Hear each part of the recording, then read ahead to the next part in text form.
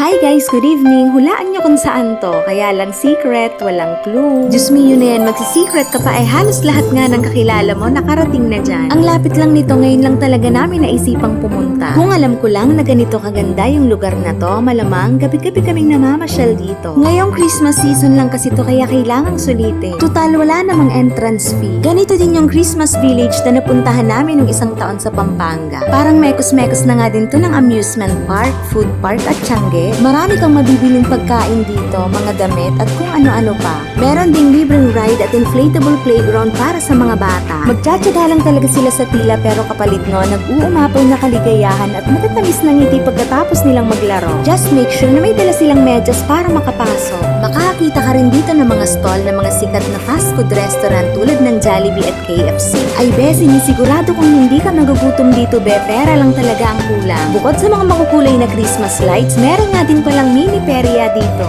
Wala lang talagang bingo at mga color games. At ayan nga mukhang may pa-fireworks pa si Mayor. Ang galing nang nakaisip nito. Hindi lang kasi mga bata ang makikita mong nag-e-enjoy. Pwede nga rin pala kayong maglatag dyan kung gusto nyong mag-picnic. Napakaganda ng lugar, ilaw pa lang talaga nga namang solve ka na. Nakadagdag din sa ganda ng place yung mga colorful character balloons. Tunay nga naman na Christmas is in the air. And this is truly the season of festivity and goodwill.